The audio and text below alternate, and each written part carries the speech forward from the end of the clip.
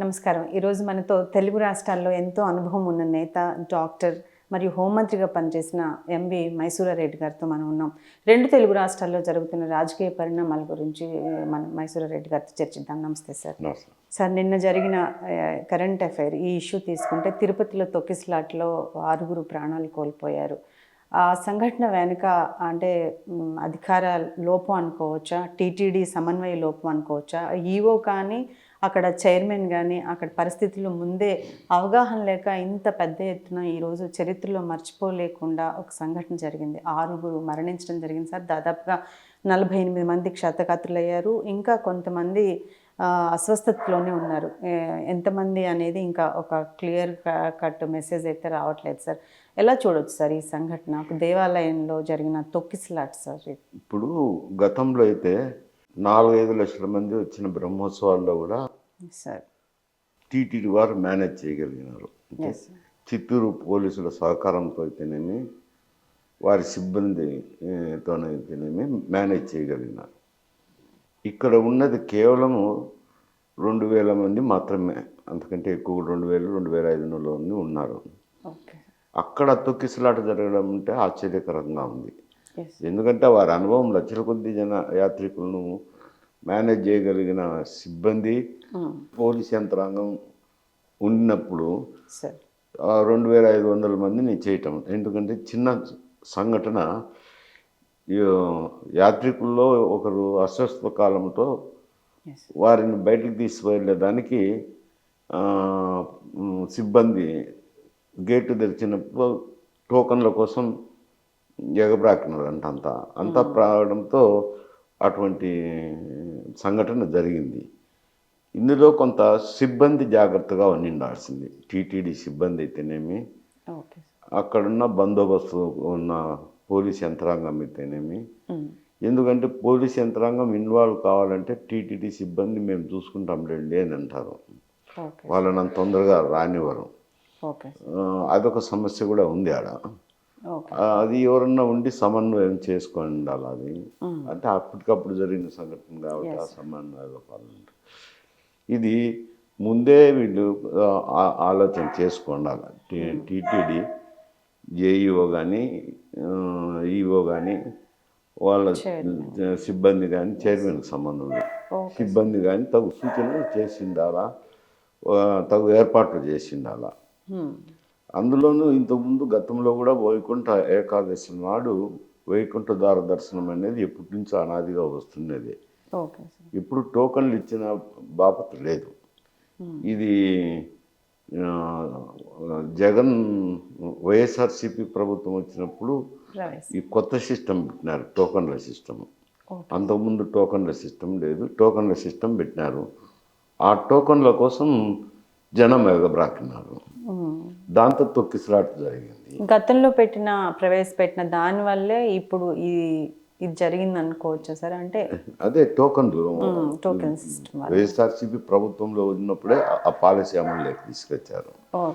టోకన్ల system అని, ఏకాదశికి టోకన్ల system. అంతకుముందు టోకన్ల సిస్టమ్ లేదంట. ఈ టోకన్ల కోసమని ప్రజలు ఎగబ్రాకడంతో తొక్కిసలాట జరిగింది. అది పూర్తిగా వాళ్ళు సిబ్బంది తయారు చేసిన తర్వాత టోకన్లకు వెళ్ళింటే పర్వాలేదు. వాళ్ళు ఎవరో అస్వస్థకు గురైన వ్యక్తిని తీసిపోతుంటే ఈ తొక్కిసలాట జరిగింది. తొక్కిసలాటలో జరగడం అనేది ఇంతకుముందు తిరుపతిలో ఎప్పుడు కూడా ఇటువంటి సంఘటన జరగలేదు. ఇప్పుడు జరగడం దురదృష్టకరమే. ఈరోజు ముఖ్యమంత్రి గారి ముందు ఈవో, చైర్మన్, దానికి సంబంధించిన జేఈ అందరూ సమీక్ష సమావేశం నిర్వహించారు సార్. నిన్న జరిగిన సంఘటనతో అయితే చాలా పెద్ద ఎత్తున ఈవో గారు, చైర్మన్ గారు ఇద్దరు కూడా గొడవ పెడుతున్న సంఘటనలు చాలా వెలుగులోకి వచ్చాయి అన్నమాట.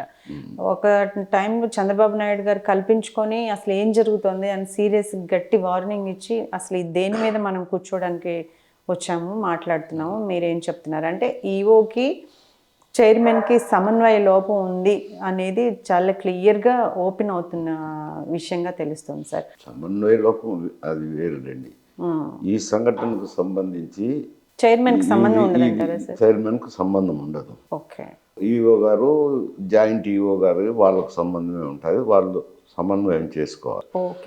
ఇక్కడ వచ్చిన సమస్య జేఈఓలకు ఈ జన సమన్వయ లోపం, సరైన అండర్స్టాండింగ్ లేదని, ఎస్ సార్. ఒకరికొకరు మాట్లాడుకోవడం లేదని, సరిపడడం లేదనేది ఒక ఆరోపణ ఉంది. అంతేకాకుండా చైర్మన్తో కూడా ఈవో సక్రమంగా లేడని. ఎస్. ఈవో గారు చైర్మన్తో కానీ జేఈఓలతో కానీ సక్రమంగా ప్రవర్తించక మనస్పర్ధలు ఉన్నాయంట. ఎస్. దానివల్ల ఆ కోఆర్డినేషన్ లేకుండా పోయింది. ఆ కోఆర్డినేషన్లో భాగంగానే ఎప్పుడు చర్చించుతున్నారు ఏమిటని ఇద్దరు వాదులాడుకున్నారు. మనిషి చైర్మన్ అయినాక మీరు మాట్లాడాలి కదా, ఎప్పుడైనా మీరు ఎప్పుడు మాట్లాడినారు అని చెప్పి వాళ్ళిద్దరి మధ్య వాదులాడ జరిగింది. అదేవిధంగా జేఈఓలకు కూడా ఆయనతో సరిగా లేదంట. అంటే చైర్మన్ ఈఓ గారు అందరినీ సమన్వయం చేసుకొని పోవటం లేదు. ఓకే. ఎక్కువ ఈఓ గారు నలుగురితో కలుపుకొని పోయి సమన్వయం చేసుకొని నిర్వర్తించాలి. ఈఓ ఒకరు కూడా చూసుకోలేరు కదా, అంత దేవాలయంలో అంత స్టాఫ్ అంతమంది యాత్రికులు ఉన్నప్పుడు అది తగు బాధ్యతలు అప్పచెప్పడము, వాళ్ళతో సమన్వయం చేసుకోవడం, వాళ్ళతో ఏదైనా ఇటువంటి ఎక్కువ సమస్య వస్తుంది అనుకున్నప్పుడు చర్చించుకోవడం ఇది జరగాలి కదా, అవి జరగలేదని ఇక్కడ. దాని మీదట చైర్మన్ ఈఓ ఒకరి మీద ఒకరు సంవాదం చేసుకున్నారు. దాన్ని ఆయన సమాలించినారు అనుకోండి. మళ్ళీ ఆయన కొందరిని సస్పెండ్ చేయడము, కొందరిని ట్రాన్స్ఫర్ చేయడం కూడా జరిగింది. సార్, మీరు హోమ్ మినిస్టర్గా పనిచేశారు గతంలో. ఇటువంటి తొక్కిసలాట సంఘటనలు జరిగినప్పుడు అసలు ఎవరిది తప్పు అనాలి, ఎవరిది ఉప్పు అనాలి? ఎందుకంటే సార్, ఈ రీసెంట్గా దీనికి ముందు మనం ఒక 2 సంఘటనలు చూసాం. ఒకటి పుష్ప రిలీజ్ అయినప్పుడు ఏదైతే పోలీసులు థియేటర్కి రావద్దని అల్లు అర్జున్కి ఒక మెసేజ్ పెట్టినా కానీ, థియేటర్ వాళ్ళకి పెట్టినా కానీ, అల్లు అర్జున్ ఆ థియేటర్కి రావడం వల్ల జరిగిన తొక్కిసలాట్లో ఒకరు ప్రాణాలు కోల్పోయారు. అలాగే గేమ్ చేంజర్ మూవీకి వెళ్తూ ఒక 2 ప్రాణాలు కోల్పోయారు. ఇటువంటి సంఘటనలు జరిగినప్పుడు అన్ఎక్స్పెక్టెడ్గా మనం ఎవరిది తప్పు అని అనుకోవచ్చు. ఈరోజు తిరుపతిలో జరిగిన సంఘటన, మొన్న గతంలో కూడా పుష్కరాల్లో జరిగిన సంఘటనలు అవ్వచ్చు, కుంభమేళాల్లో జరిగిన సంఘటనలు అవ్వచ్చు. పెద్ద ఎత్తున ఇటువంటి కార్యక్రమాలు జరిగినప్పుడు మనుషులు ప్రాణాలు కోల్పోతే ఎవరిది అక్కడ మనం పెద్ద ఎత్తున జనం వచ్చినప్పుడు బందోబస్తు ఏర్పాటు చేసుకోవాలి. బయట అయితే పోలీస్ యంత్రాంగం వస్తారు రంగంలోకి. ఆ దేవాలయంలో సంఘటన కాబట్టి అక్కడ సిబ్బందికి ఎక్కువ సంబంధం ఉంటుంది, పోలీస్ యంత్రాంగానికి ఉండదు. చేతులు ఉంపుకుంటా బజార్లో రావటము, జనం అంతా తోసుకుంటా రావటం జరిగింది అనేది ఒక ఆరోపణ ఉంది. ప్రీవ్యూకి రావచ్చు, పోయిట్గా వచ్చి చూసిపోవచ్చు, హాల్లోకి వెళ్ళిన తర్వాత ప్రేక్షకులను గ్రీట్ చేయొచ్చు, ఏం తప్పేం లేదు. కాకపోతే బయట నుంచి వాహనంలో వచ్చి ఊరేగింపుగా రావటం అనేది, ఊరేగింపు వచ్చినాక టికెట్ లేని వాళ్ళు కూడా లోపలికి రావడంతో ఆ తొక్కిసలాట జరిగింది. అందువల్ల అక్కడ వ్యక్తి కనపడతారు. ఇక్కడ దేవాలయానికి వచ్చినారే యాత్రికులు కాబట్టి సిబ్బంది మేనేజ్మెంట్ చేయడంలో పొరపాటు జరిగింది అని వాళ్ళ మీద చర్యలు తీసుకున్నారు. ఇక్కడ వచ్చేసరికి ఆయన మీద కేసు పెట్టినారనేది ఒక ఆరోపణ. ఎన్నో చోట్ల విఐపీలు పోతుంటారు తొక్కిసలాటలు జరిగినప్పుడు. అంటే అది ఒక మీమాంస. ఇక్కడ ఎస్పెషలీ బీఆర్ఎస్ ఒకటి ఉంది, మీరు చూసినారో లేదో, ప్రతి విషయానికి గుడ్డు మీద వెంట్రుకలు వేడినట్టు వేరుతుంటారు బామర్దులు ఇద్దరు, హరీష్ రావు కానీ కేటీఆర్ కానీ. ప్రతి చిన్న విషయానికి రియాక్ట్ అవుతుంటాడు. ఇక్కడ రేవంత్ రెడ్డి ప్రభుత్వం ఏం చేస్తుంది అనేది వస్తుంది. అక్కడికి డిఎస్పీ అందు వాళ్ళు చెప్పినారన్న, ఊరేగింపుగా రావద్దు, కోయిట్గా రండి, బందోబస్తు ప్రొవైడ్ చేయలేము అని చెప్పినా ఆయన వచ్చేసినారు. వచ్చినాక సంఘటన జరిగిన తర్వాత ఏసీపీ వెళ్ళి ఇట్లా బయట సంఘటన జరిగింది, మీరు వచ్చి పరామర్శిస్తే బాగుంటుంది అని చెప్పినానంట.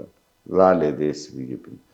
డీసీపీ పోయి చెప్పినా మళ్ళీ ఏదో తర్వాత వచ్చినారంట. వచ్చినప్పుడు ఆయన చూసి చనిపోయిన వ్యక్తికి ఏదైనా ఎక్స్ప్రెషన్ ఏదో అనౌన్స్ చేసి రిగ్రెట్స్ ఎక్స్ప్రెస్ చేసింటే బాగుండేది, అంతటా సమస్యపోయేది. అది జరగలేదు కాబట్టి ప్రభుత్వం ఏం చేస్తున్నారు, మీరు కళ్ళు మూసుకొని కూర్చున్నారా, స్పెషల్ షోకు పర్మిషన్ అనేది ఇవ్వాలి కదా, ప్రభుత్వమే ఇస్తుంది కాబట్టి మీ వైఫల్యమని వీళ్ళు విమర్శలు చేస్తారు. Okay sir. ఆయనకు ఇంకో దారి లేదు.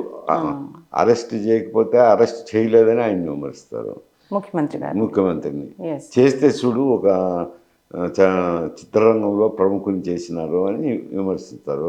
Cot between deeps and devil అనమాట అతని పరిస్థితి. ఓకే. అందువల్ల ఏదో ఒక నిర్ణయం తీసుకున్నాడు దాంట్లో. అంటే ఆయన నిర్ణయం తీసుకున్న పోలీసులు కేసు నమోదు చేయాల్సింది వచ్చింది. ఆయన కూడా జోక్యం చేసుకోకుండా ఉండాల్సింది వచ్చింది. అది అక్కడ ఉండే సంఘటన. మళ్ళీ తర్వాత జరిగినది అనుకోండి, ప్రముఖులు రావడము, వాళ్ళు సినిమాలు బ్యాన్ చేస్తాము మేము, షోకు ఇవ్వము, స్పెషల్ షోకు అని ప్రభుత్వం నిర్ణయం తీసుకోవడము.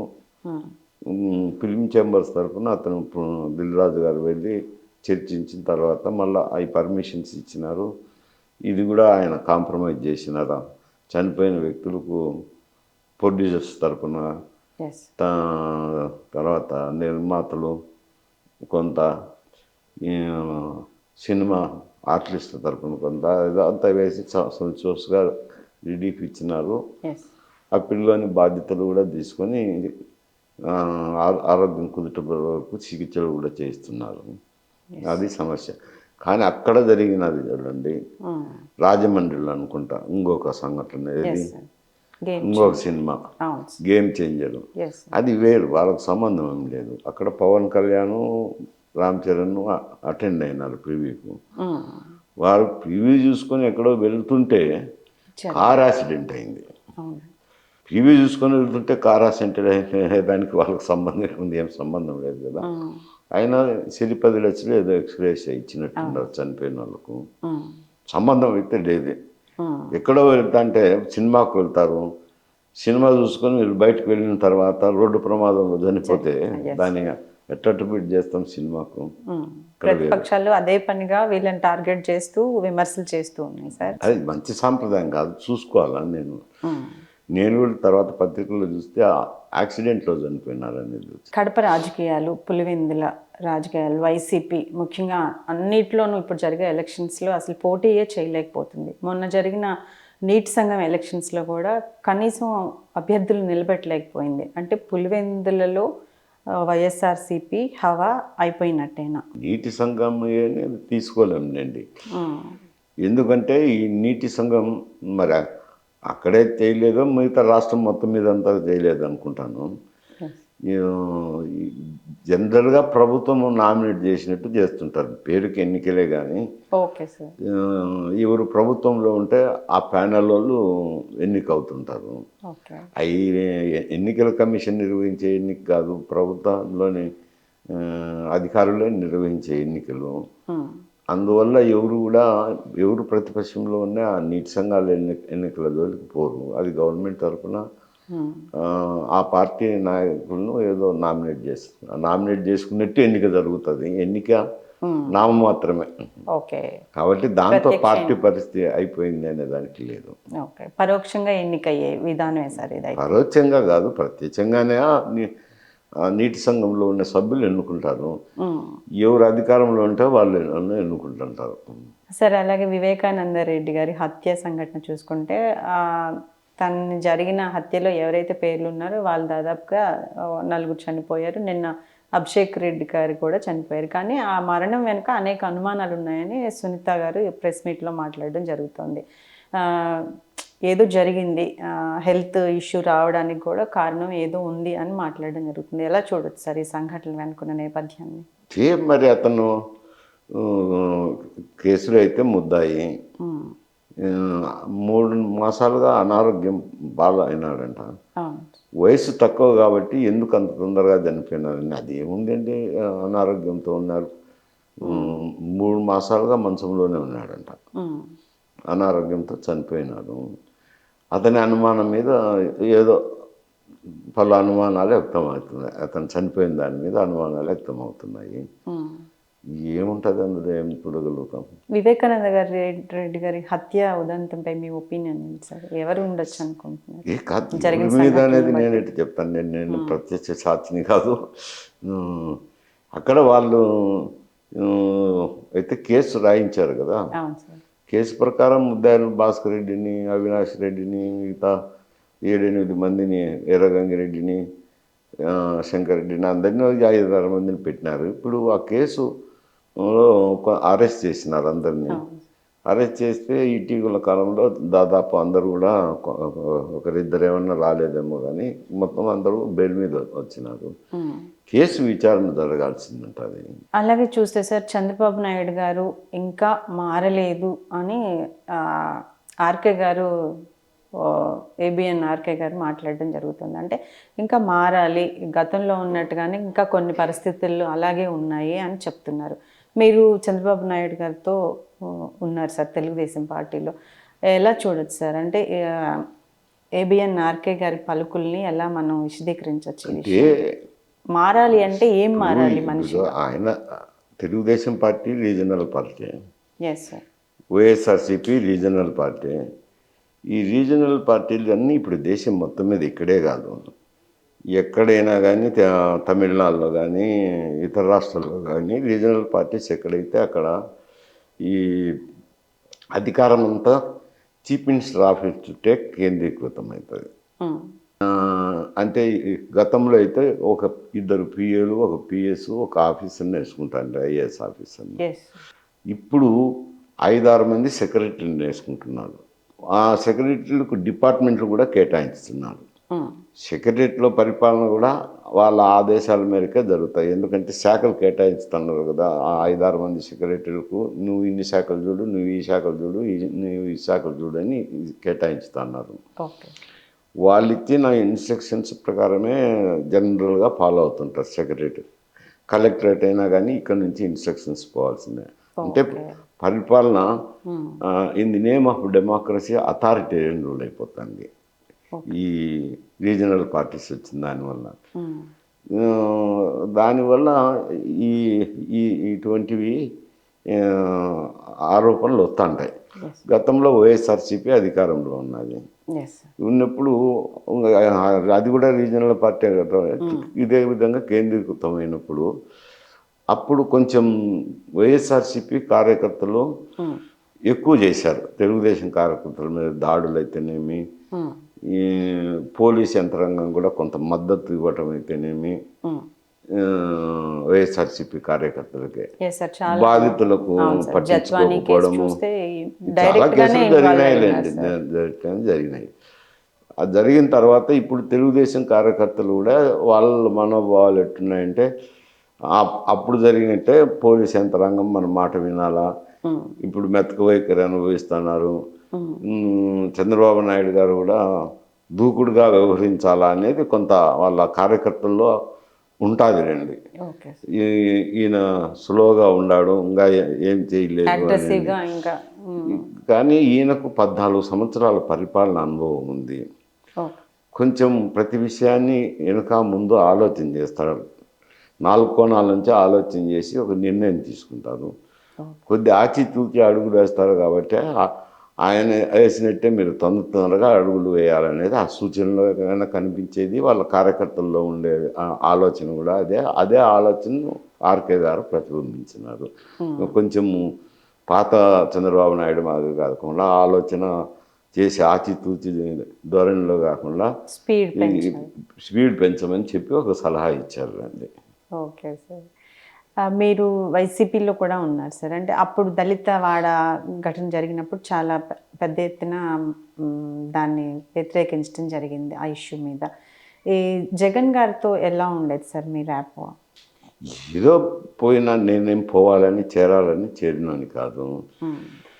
అది నా మీద బ్రేక్ఫాస్ట్కి రమ్మని పిలిచినారు, అదైతే వాస్తవము. పోయిన తర్వాత పార్టీలో చేరాలన్నా అనేది అడిగినాడు. చేరడండి, బాగా ఆలోచన చేసి చెప్తాను, ఇప్పుడే ఏమనుకోలేదు అని. అంతకుముందు మధ్యస్థం వచ్చిన వ్యక్తితో కూడా చెప్పినాను. నేను ఇప్పటికే ఒక మారు పార్టీ మారినారు, కాంగ్రెస్లో ఉన్నా తెలుగుదేశంలో ఉన్నా, మళ్ళీ మారడం బాగుండదు, చెడ్డ పేరు వస్తుంది, నేను చేరలేండి. ఏదో బ్రేక్ఫాస్ట్కి రాని అన్నాడు. బ్రేక్ఫాస్ట్ అప్పుడు ఈ మాట అడిగితే కూడా సరే మాట్లాడి ఆలోచన చేస్తానులే అని చెప్పినాను, అంతవరకే. ఎందుకంటే ముఖం మీద నేను చేరను అని చెప్పలేము కదా ఎవరు కూడా, ముఖమాటానికి ఆ మాట చెప్పాను.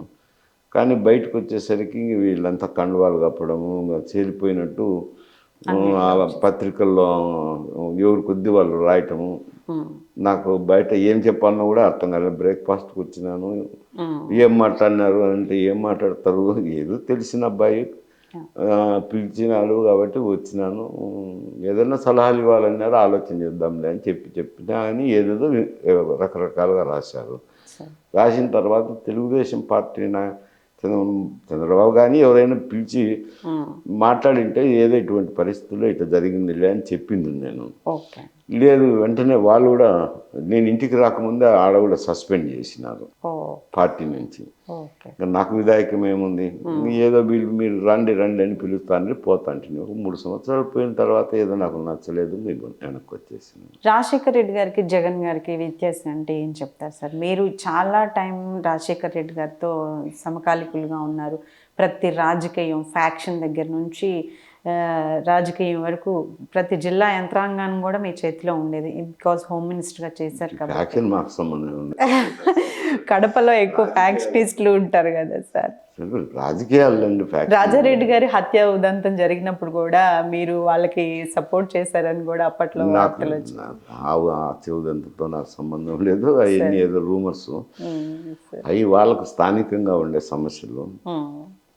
వాళ్ళను కూడా ఎవరినో చంపినారు, అందు వాళ్ళకి ఏదో జరిగింది, అది వాళ్ళకి సంబంధించిన సమస్య. ఫ్యాక్షన్కు సంబంధం లేదు. కానీ ఒక స్నేహితులుగా అయితేనేమి సమకాలీన రాజకీయ నాయకుడుగా ఉన్నది వాస్తవమే.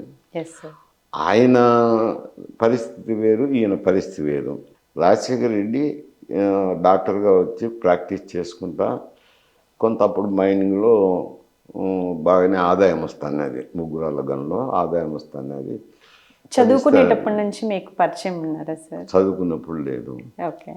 తర్వాత ఆయన రాజకీయాల్లోకి రావాలని ఆశ ఉండడంతో గ్రామాల్లో ఉండి ముఖ్య నాయకులతో సంబంధాలు ఏర్పరచుకోవడము, ఏదో ఆర్థిక సాయం అందించడము, వైద్య సాయం అందించడము, వాళ్ళతో ప్రయత్నాలు చేసి ఫస్ట్ టైం 78లో ఎమ్మెల్యే అయినాడు.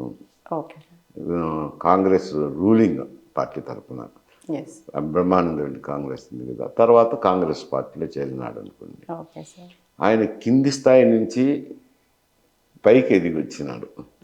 రాయలసీమ ఉద్యమంలో కూడా మాతో పాటు పార్టిసిపేట్ చేసినాడు. తర్వాత కాంగ్రెస్ పార్టీ అధికారంలో ఉన్నప్పుడు కూడా ప్రతిపక్షంలో ఉన్నాడు. రకరకాల స్థాయిలో ఎదిగి వచ్చినాడు ఆయన పైకి. మీరు ముందు వచ్చారా సార్? రాజశేఖర్ రెడ్డి అందరం ఒకటి. ఆయన 78లో ఎమ్మెల్యే అయినారు, నేను 81లో సమితి ప్రెసిడెంట్ అయినా. 2-3 ఏళ్ళు తేడా అనుకోండి. అతను కింది స్థాయి నుంచి పై స్థాయికి ఎదిగి వచ్చినారు. జగన్మోహన్ రెడ్డి గారేమో ఇక్కడ ఆయన హైదరాబాద్లో మళ్ళా మంత్రి అయినాడు 78లోనే. మంత్రి అయినాడు నుంచి మళ్ళీ భాస్కర్ రెడ్డి టైంలో కూడా మంత్రిగా ఉన్నాడు. మంత్రిగా ఉన్నప్పుడు ఎమ్మెల్యేగా ఉండగానే ఇక్కడే సంసారం కూడా పెట్టారు. ఇప్పుడు అందరూ పోవటము, కడపకు పోవటము, రావటము, అంత తిరగటము చేస్తున్నాడు. జగన్మోహన్ రెడ్డి గారు ఇక్కడే హైదరాబాద్ పబ్లిక్ స్కూల్లో చేరినారు. ఇక్కడే సంసారంలో బట్టి పబ్లిక్ స్కూల్లో చేరటము. పబ్లిక్ స్కూల్ నుంచి తర్వాత లండన్ వెళ్ళిపోయినారు. లండన్లో ఏం చదివినాడో వచ్చిన తర్వాత మ్యారేజ్ చేసినారు. మ్యారేజ్ చేసినాక బెంగళూరులో ఉన్నారు. ఆయన రియల్ ఎస్టేట్ వ్యాపారం చేస్తున్నాడు. ఆయన రాజశేఖర్ గారు చనిపోయిన తర్వాత సోనియా గాంధీ గారిని కలవడము, వివిధ ముఖ్యమంత్రి గురించి మాట్లాడడంతో ఆమె ఇప్పుడు తొందర లేదని చెప్పడంతో కొంచెం ధిక్కార ధోరణిలో ఆమె దగ్గర నుంచి బయటకు వచ్చేసినారు. వచ్చిన తర్వాత సొంత పార్టీని ప్రకటించుకున్నాడు. ప్రకటించుకొని ఏదో ప్రతిపక్షంలో తిరుగుతున్నాడండి. ఓదార్పు యాత్ర అని వాళ్ళ నాయన చనిపోయినప్పుడు ఓదార్పు యాత్ర, మళ్ళీ తర్వాత ఏదో పాదయాత్ర ఇట్లాంటివి మాత్రమే చేసినారు. ఫస్ట్ టైం అయితే ఓడిపోయినారు ఎన్నికల్లో. మళ్ళీ సెకండ్ టైంకు పాదయాత్ర చేయటము, కార్యక్రమాలు చేసినాక అది ప్రభుత్వం మీద అసంతృప్తితో ఈయన అధికారంలోకి వచ్చినారు. అంటే ఎలాంటి కష్టం లేకుండా ముఖ్యమంత్రి అయినారనే దానికి ఇది చెప్తున్నాను. ఓదార్పు యాత్రతోనూ పాదయాత్రతోనే ముఖ్యమంత్రి అయినారు. రాజశేఖర్ రెడ్డి గారి సానుభూతి బాగా పనిచేసింది. ఏదైనా ఆ 2 కార్యక్రమాలతోనే ఆయన అయిపోయినాడు.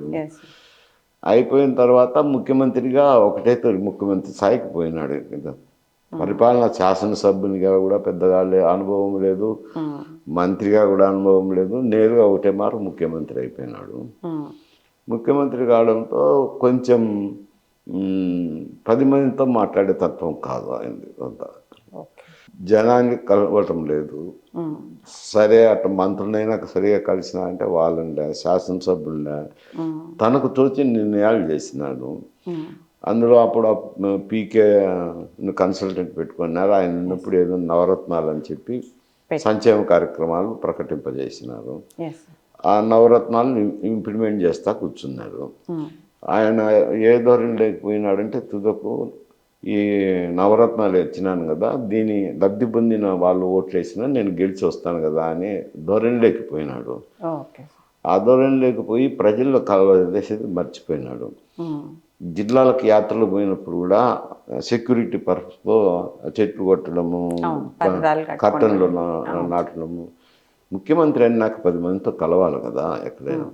అటువంటి చేయకపోవడంతో ప్రజల్లో కూడా ఏమైందంటే ఈయన ఎవరిని కలవటం లేదే, ఆయన తోచిన నిర్ణయాలు ఆయన చేస్తున్నారు అనేది ఒక అభివృద్ధి లేదు అనే ఒక అసంతృప్తి. ఈ సంక్షేమ కార్యక్రమాలు కూడా ఎటునొకటి నెరవేర్చినది. ఎందుకంటే రెవెన్యూ చాలకపోయినా కానీ అప్పులు తెచ్చి చేసినారు. దగ్గర 7 లక్షల కోట్లు అప్పులు తెచ్చినారని. ఇప్పుడు అదే తెలుగుదేశం ప్రభుత్వం కంప్లైంట్ చేస్తుంది, నువ్వు 7 లక్షల కోట్లు అప్పులు తెస్తేవి, దానికి వడ్డీలు కంతులు కట్టడానికి 55,000 కోట్లు వచ్చే రెవెన్యూలో 1,20,000 1,30,000 కోట్లు వస్తూ ఉండొచ్చులేండి. 1,30,000 కోట్లలో 55 కోట్లు కంతులు వడ్డీలకే పోతే ఇంకా మిగిలింది ఏముంది? శాలరీస్ పోవాలి కదా, పెన్షన్స్ పోవాలా, ఇవన్నీ పోతే ఇంకా మళ్ళీ అదనంగా సంక్షేమ కార్యక్రమాలకు డబ్బు రావటం లేదు. ఇప్పుడు ఇంకా ఈయన కూడా ఆలోచన చేస్తున్నారు, ఇచ్చినట్టు సూపర్ 6 హామీలు నెరవేర్చాలి. తెలుగుదేశం పార్టీ కూడా సూపర్ 6 పెట్టింది, కానీ అదే ఆయనకు తేడా. అది రాజశేఖర రెడ్డి గారికి, జగన్ గారికి. ఎస్ సార్, ఈ నవరత్నాలు సూపర్ 6తో పోలిస్తే ప్రజలు, ఆంధ్ర ప్రజలు ఎవరికి ఎక్కువ లబ్ధి చేకూర్చారు అంటే ఇవి నవరత్నాలతో పాటు ఇప్పుడు సూపర్ 6లో కొన్ని మిక్స్ అయి ఉన్నాయి. ఓకే సార్, సూపర్ 6లోనే కొన్ని మిక్స్ అయి ఉన్నాయి. అవి అమలు చేయాలా, అమలు చేయాలా అని అంటే నిధులు కావాలా. రెవెన్యూ వచ్చిన రెవెన్యూలో ఇది చెప్తుంది కదా, కంతులు కట్టడానికి పెన్షన్స్కు పోను, మిగిలింది లేదు. ఈ స్కీములు పోను, నవరత్నాల స్కీములు పోను. ఇప్పుడు అదనపు వనరులను సమకూర్చుకోవాల్సింది ఉంటుంది ఆయన. ఎందుకంటే ఒక మారు మేనిఫెస్టోలో పెట్టిన తర్వాత మేనిఫెస్టో అమలు చేయకపోతే చెడ్డ పేరు వస్తుంది. అతనేదో నవరత్నాలు ఇచ్చినారు, ఈయన చెప్పినాడు కానీ ఇంతవరకు ఏమి ఇవ్వలేదు అనేది ఇప్పుడిప్పుడే మాట్లాడుతున్నారు. ఇవ్వకపోతే మాత్రం చెడ్డ పేరు వస్తుంది తెలుగుదేశానికి. సార్, అలాగే మొన్న ప్రధాని మోడీ ఆంధ్ర రాష్ట్రానికి వచ్చారు. అంటే కొన్ని సంక్షేమ పథకాలు ఇవ్వడానికి పెద్ద ఎత్తున ఫండ్స్ ఇవ్వడం జరిగింది కేంద్రం నుంచి. అది కరెక్ట్గా అమలు అవుతుంది అనుకోవచ్చు. అంటే ఒక నెంబర్ చెప్తున్నారు, వెళ్తున్నారు, కానీ ఎంతవరకు అది ఇస్తారు అనేది తెలియదు. ఎలా చూడొచ్చు సార్? ప్రధానమంత్రి గారు 24 పథకాలకు అయితే దాదాపు 2 లక్షల కోట్ల మేర పథకాలకు విజన్ 2047 అని డిక్లేర్ చేసి ఇచ్చారంటే ఒకటే సంవత్సరం అని కాదు, 2047 అంటే 2047 అంటే దాదాపు 20 ఏళ్ళు ఉంది. 20 ఏళ్ళలో ఈ పథకాలన్నీ అమలు అవుతాయని చెప్పినారు. దశల వారీగా, ఎందుకంటే కేంద్ర ప్రభుత్వం చెప్పినాక వాళ్ళ దగ్గర నిధులు ఉంటాయి, దశల వారీగా చేస్తారండి. అదేం పెద్ద సమస్య కాదు వాళ్ళకు. కొన్ని ప్రైవేట్ కార్యక్రమాలు ఉన్నాయి పార్టిసిపేషన్ చేసేటి, కొన్ని ప్రైవేటు గవర్నమెంటు పీపీపీ మోడల్లో చేసేటి ఉన్నాయి, కొన్ని గవర్నమెంట్ చేసేటివే ఉన్నాయి. రకరకాల ప్రాజెక్టులు అవి వివిధ దశల్లో అయ్యేదానికి పెద్ద అవకాశం ఉంటుంది. జనసేన పవన్ కళ్యాణ్ గారి గురించి మాట్లాడాల్సి వస్తే మీ ఒపీనియన్ ఏంటి సార్? అంటే బీజేపీకి కంప్లీట్గా మద్దతే కాదు సార్, ఎన్డీఏ తరపునే ప్రతి విషయాన్ని మాట్లాడుతున్నట్టుగానే ఉంది. ఆ పార్టీ తన అస్తిత్వాన్ని కోల్పోయి బీజేపీకి టర్న్ అవుతుంది అనుకోవచ్చు. అదే అనుకుంటారు. ఇప్పుడు ఆయన జనసేన పార్టీ పెట్టుకున్నారు, కొద్ది కాలం తిరిగారు జనసేన తరపునే, ప్రజలు అయితేనేమి, కార్యకర్తల మీటింగ్లు అయితేనేమి ఏదో పెట్టుకొని తిరిగారు. కొన్ని రోజుల తర్వాత జనసేన బీజేపీ అదే పార్ట్నర్స్ అయినారు. పార్ట్నర్స్ అయిన తర్వాత అట్లే ఉన్నారు. ఉన్నప్పుడు ఈ తెలుగుదేశం పాత్ర కూడా వచ్చింది. వైఎస్ఆర్సీపీ వ్యతిరేకమైన ఓట్లు చీలకూడదని తెలుగుదేశము జనసేన ఒకటైనప్పుడు ఈయన బీజేపీలో పార్ట్నర్గా ఉన్నాడు కదా. అప్పుడు బీజేపీని కూడా ఈయనే చొరవ తీసుకొని కొంచెం వాళ్ళకి ఇష్టం లేకపోయినా ఆయనని ఒప్పించి కూటమిలో చేర్చారు. ముగ్గురు ఒకటే కూటమిగా ఎన్నికలు పోయినప్పుడు ముందు ముభావంగా జరిగిన బీజేపీకి చంద్రబాబు గారు అంటే పడదు, ముభావంగానే వచ్చారంటే గతంలో జరిగిన సంఘటనలు లేండి. అప్పుడు మరి ఇచ్చి ఏదో గుజరాత్ విషయంలో ఈయన బయటకు వచ్చేసినాడు కదా, ఎన్డీఏ నుంచి బయటకు వచ్చినారు. అది ఏదో ఉంది వాళ్ళకు సమస్య, దాంతో కొంచెం ముభావంగానే చేరినారు. చేరిన తర్వాత ఎన్నికలు అయిపోయి కూటమికి ఎంపీలన్నీ దాదాపు వచ్చేసినాయి కదా. ఆ ఎంపీలతోనే ఇప్పుడు వారు 400 వస్తాయనుకున్న ఎన్డీఏ కూటమికి బొటాబొట్టి మెజారిటీ వచ్చింది. మెజారిటీ కూడా రాలే. ఇప్పుడు ఇక్కడ అలయన్స్ ఫామ్ కావడంతో ఇక్కడున్న 20 సీట్లు అయితేనేమి, నితీష్ కుమార్తో అలయన్స్ కావడంతో నితీష్ కుమార్ వల్ల వచ్చిన సీట్లు అయితేనేమి, ఈ రెండు చోట్ల వచ్చిన సీట్ల వల్ల, ఎంపీల వల్ల ఈ దినం ప్రభుత్వం ఏర్పాటు చేయగలిగినారు. అందువల్ల ఇప్పుడు బీజేపీ ఇది కూటమి ఏర్పడటానికి వాళ్ళ ముభావంగా అయినా ఒప్పించినారు కాబట్టి తుదకు వాళ్ళకు కూడా లాభం జరిగింది కదా. తెలుగుదేశం పార్టీకి ఓట్లు చీలకుండా మంచి మెజారిటీ వచ్చింది. తెలుగుదేశం పార్టీ కూడా ప్రభుత్వం ఏర్పాటు చేయగలిగింది, జనసేన ఉండే దానివల్ల ఇబ్బందులు లేకుండా. అందువల్ల తెలుగుదేశం పార్టీ నాయకుడికి చంద్రబాబుకైనా ముఖ్యంగానే ఉన్నారు. తర్వాత ఈ కూటమిని ఏర్పాటు చేసిన దానివల్ల 1-2 ఈ 20 సీట్లు గంపగుత్తగా వచ్చాయి కదా మద్దతుకు, కూటమిలో ఉంది కాబట్టి అట్లా బీజేపీకి ఫేవర్ అయింది. అందువల్ల అటు ఎన్డీఏ నాయకులకు దగ్గరగా ఉన్నాడు, వాళ్ళు గౌరవం ఇస్తున్నారు. చంద్రబాబు నాయుడు కూడా ఆయన గౌరవం ఇస్తున్నారు, ఇద్దరు గౌరవం ఇస్తున్నారు. అంటే కూటమి ప్రభుత్వంలో చూస్తే పవన్ కళ్యాణ్ గారు కొంచెం బీజేపీతోనే ఒక స్టాండర్డ్గా ఉన్నారు. నెక్స్ట్ గవర్నమెంట్ ఫామ్ అయినప్పుడు లోకేష్ ముఖ్యమంత్రి అయ్యే ఛాన్స్ ఉందనుకోవచ్చు. అది ఎట్టు చెప్తాం, ఇప్పుడు 4 ఏళ్ళ తర్వాత సమస్య. అంటే మోడీ గారు కూడా అన్నారు నెక్స్ట్ కాబోయే సీఎం అని చెప్పేసి లోకేష్ గారిని మొన్న స్టేజ్ అంటారులేండి. అవన్నీ రాజకీయాలు ఎంతో ఉంటాయి. ఇప్పుడైతే ఆయన కొంత మంత్రివర్గంలో కీలకంగానే వ్యవహరిస్తూ ఉన్నారని అంటారు. ఈయన డిప్యూటీ చీఫ్ మినిస్టర్ అయితే పవన్ కళ్యాణ్ గారు ఉన్నారు. కొంత తండ్రి గారు ముఖ్యమంత్రి కాబట్టి ఎట్టయినా అధికార యంత్రాంగం కానీ మంత్రులు కానీ కొందరు ప్రత్యేకించి మాట్లాడేదానికి దగ్గర అయ్యేదానికి ప్రయత్నం చేస్తారు కదా. చేసినప్పుడు ఆ ప్రాముఖ్యత కొంత ఉంటుంది. మరి అది 4 సంవత్సరాల తర్వాత జరగాల్సిన విషయం. ఇప్పుడేమో చంద్రబాబు నాయుడు గారు ఉన్నారు కదా, మరి ఆయన ఏం స్టాండ్ తీసుకుంటారో అప్పటి రాజకీయ పరిస్థితులు ఎట్టుంటాయి. గత 4వ సంవత్సరంలో ఎన్నికలు వచ్చేది అంటే ఒక 6 మాసాల ముందు నుంచి రాజకీయాలు ఉంటాయి కదా, అప్పుడు ఏం జరుగుతుందో చెప్పలేము. అంటే ఇప్పుడు ఎట్లా చెప్తాం.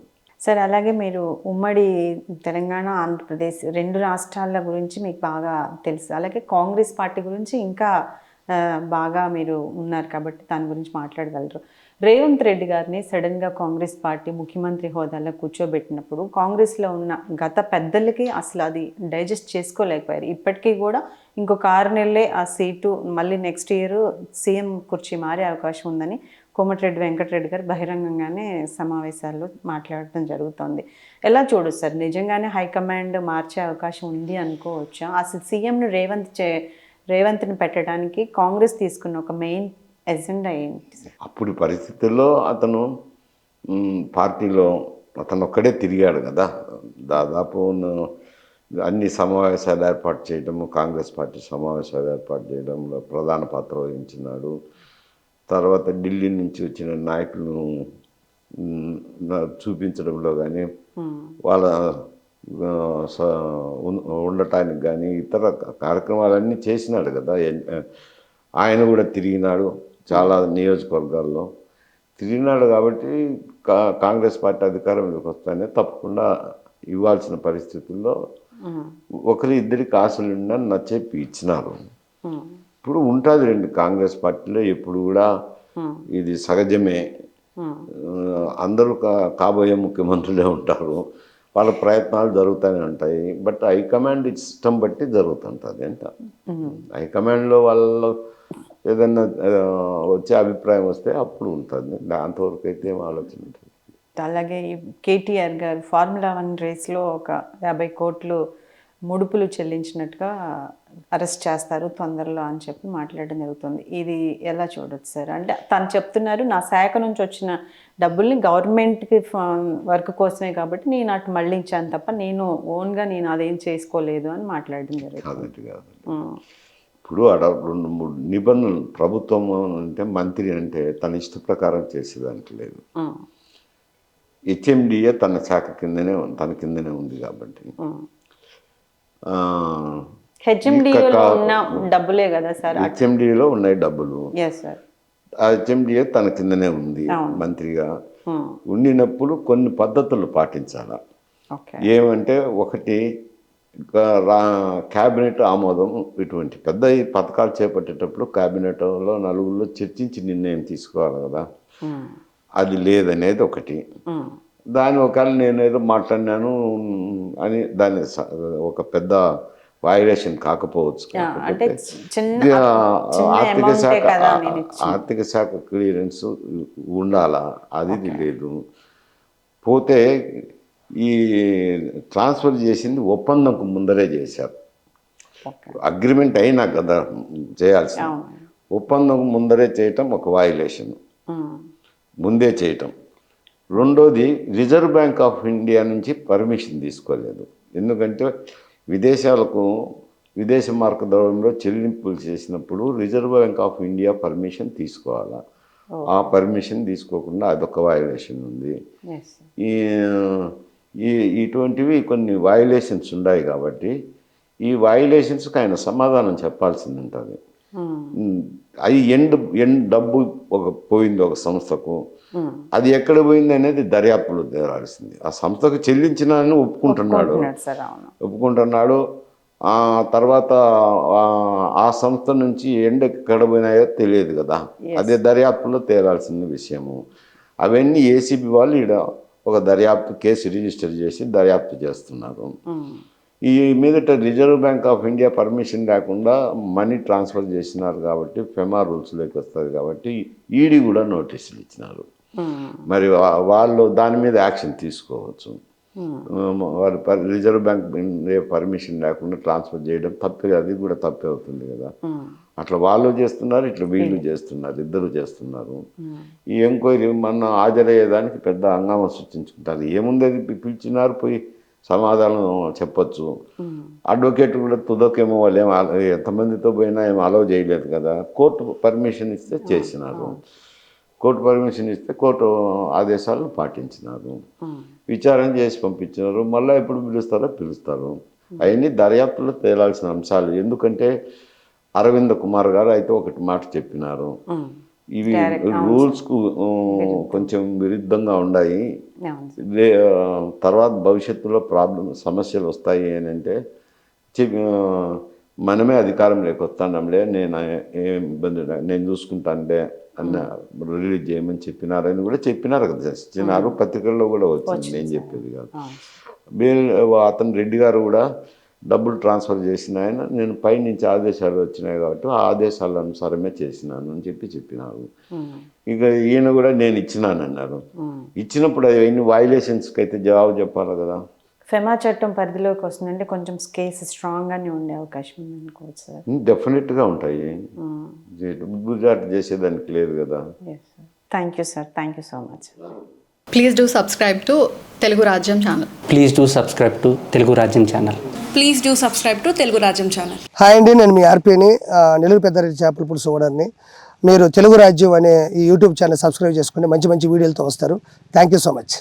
Hi people, I'm Sonakshi Verma and you please watch Telugu Rajyam and please subscribe to the channel.